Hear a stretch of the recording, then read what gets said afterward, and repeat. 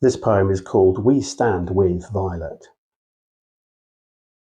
Something divisive and something derisive and something predictable and something despicable and something without justice and something to distrust is sitting underneath us, still breathing fires and breeding liars, twisting and slithering over the truth, contradicting and constructing the depiction of authenticity, bending reality out of clarity and defaming the divine framing of creation. Because to be female is to reflect God, to know God and respect his invitation to talk and listen with God, to know his dialect. And yet this has been misdirected. Violence has been done to Violet and her daughters, their vivacity violated, and the people of God sleepwalked into a male monopoly, a maladjustment of misogyny. A two-tier tarnished antipathy has been given the nod. The rod and staff of separation have been wielded. The gate to righteous paths has been sealed.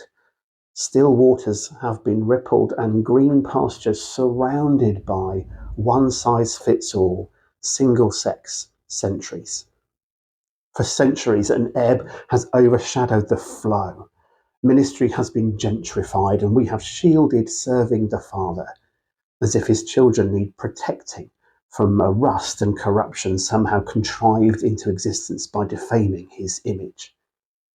And how, by the way, would half of God's masterpiece bring a breach of his peace?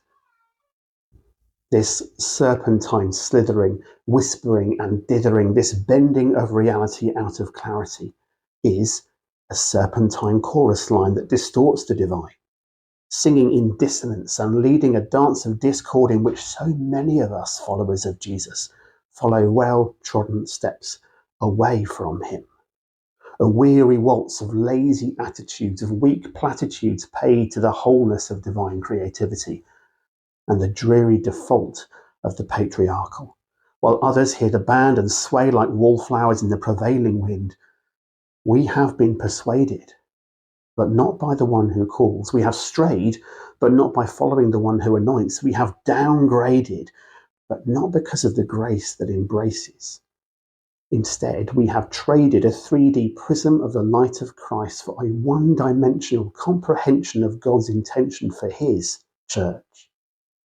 We've besmirched the name of the one who gave us each other.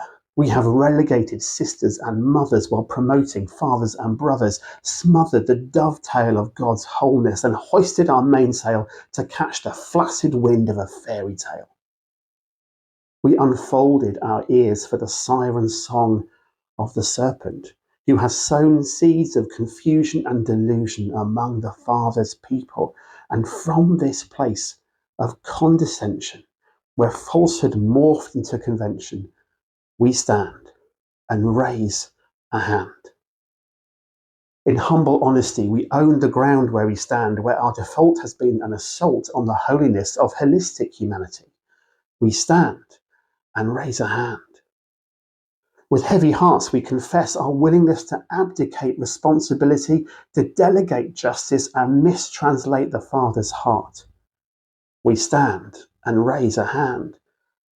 Through tear-stained souls, we remonstrate with ourselves and our companions who have defended and ingrained, abbreviated, deformed model of female ministry.